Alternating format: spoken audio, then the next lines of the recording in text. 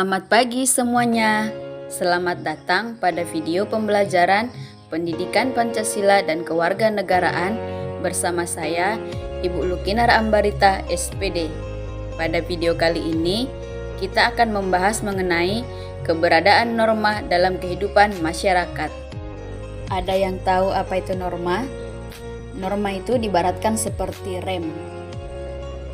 Kalau rem itu berguna untuk mengatur laju kendaraan, sedangkan norma mengatur tingkah laku dalam lingkungan masyarakat. Jadi bisa diartikan, norma adalah kaidah yang menjadi sebuah petunjuk, pedoman untuk seseorang dalam bertindak atau tidak, serta bertingkah laku dalam kehidupan masyarakat. Norma terdiri atas dua hal pokok, yaitu perintah dan larangan. Apa itu perintah? Yaitu aturan yang harus dilakukan, contohnya di lingkungan sekolah, yaitu keharusan siswa untuk mengerjakan tugas yang diberikan oleh guru. Sedangkan larangan adalah aturan yang melarang terhadap suatu tindakan.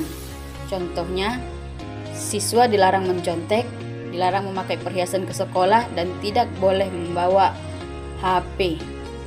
Adapun ciri-ciri dari norma, yang pertama, norma itu tidak tertulis kecuali norma hukum. Yang kedua, hasil dari kesepakatan masyarakat. Yang ketiga, apabila norma dilanggar, maka pelanggar akan menerima sanksi. Dan yang keempat, warga atau masyarakat harus patuh terhadap norma yang dibuat.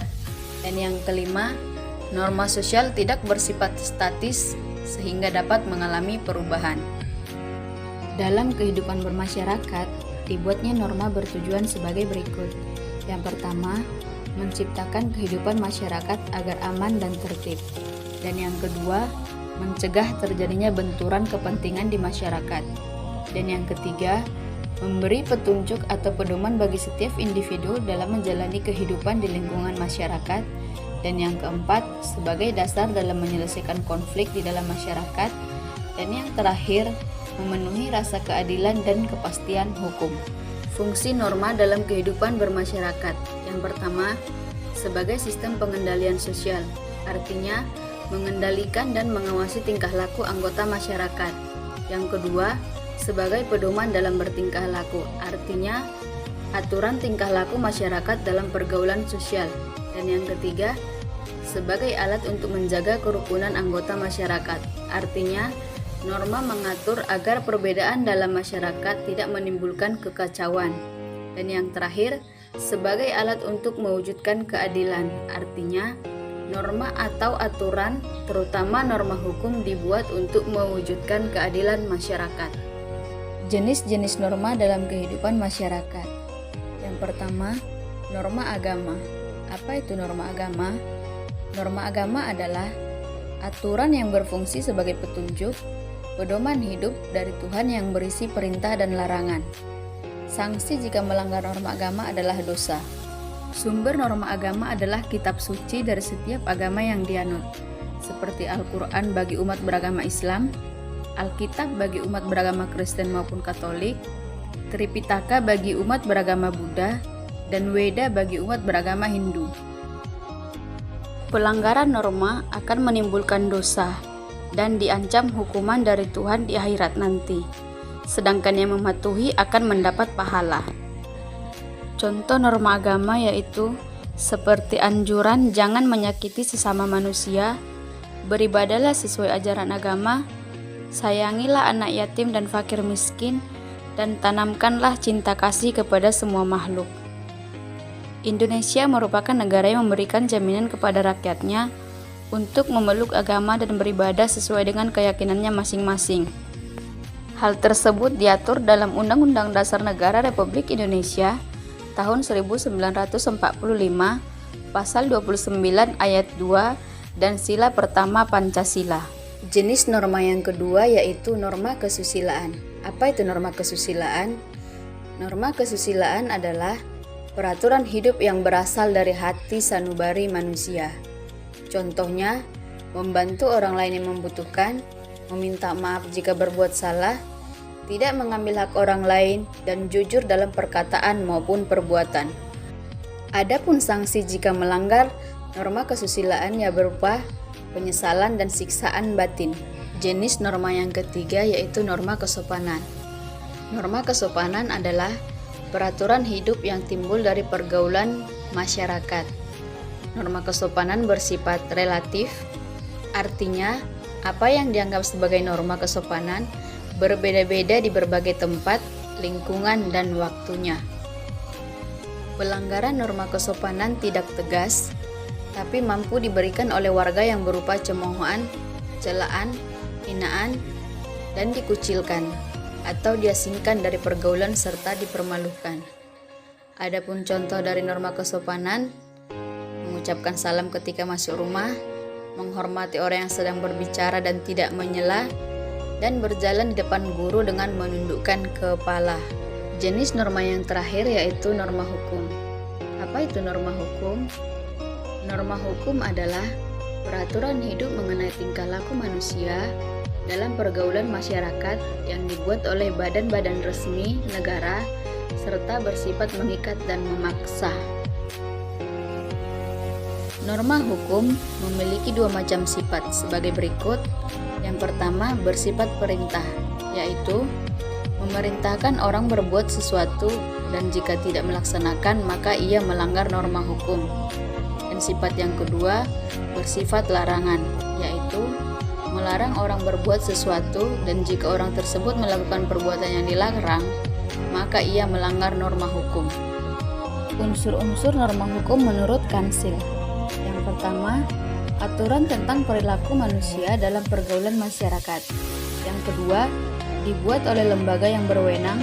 Yang ketiga, sanksi bersifat tegas. Dan yang keempat, aturan bersifat memaksa. Dan yang kelima, perintah harus ditaati dan larangan harus dijauhi setiap orang. Contoh norma hukum yang dibuat pemerintah, undang-undang, peraturan pemerintah, hukum pidana, dan hukum perdata. Contoh norma hukum yang bisa kita terapkan dalam kehidupan sehari-hari misalnya wajib membayar pajak, tidak melakukan korupsi, kolusi, dan nepotisme, dan menaati peraturan lalu lintas. Berikut alasan perlunya penerapan norma hukum dalam kehidupan bermasyarakat, berbangsa, dan bernegara. Tidak semua orang menaati dan patuh pada norma kesusilaan, adat, dan agama. Masih banyaknya kepentingan manusia yang tidak dijamin oleh ketiga norma lainnya.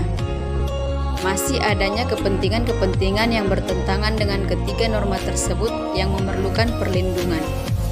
Dikarenakan sifatnya yang memaksa dan mengatur, norma hukum umumnya lebih ditaati masyarakat dibandingkan norma lainnya. Hukum dapat memaksa seseorang untuk menaati tata tertib yang berlaku dalam kehidupan masyarakat dan terhadap orang yang tidak menaatinya diberikan sanksi yang tegas. Hubungan antara norma agama, kesusilaan, kesopanan, dan norma hukum tidak dapat dipisahkan, meskipun dapat dibedakan karena masing-masing memiliki sumber yang berlainan. Mari kita lihat hubungan antar norma berdasarkan tabel berikut. Norma agama bersumber dari Tuhan, tujuannya menciptakan manusia yang beriman dan bertakwa kepada Tuhan yang Maha Esa. Kegunaannya menjadikan sikap dan perilaku baik dalam kehidupan sehari-hari. Adapun sanksi dari norma agama yaitu dosa dan neraka. Norma yang kedua, kesusilaan. Sumbernya berdasarkan hati nurani maupun moral. Tujuannya agar setiap orang mempunyai rasa kesusilaan yang tinggi. Adapun kegunaan dari norma kesusilaan membentuk perilaku yang baik sesuai dengan hati nurani. Sanksi dari norma kesusilaan yaitu dicap sebagai orang asusila, dikucilkan, dan dicemooh.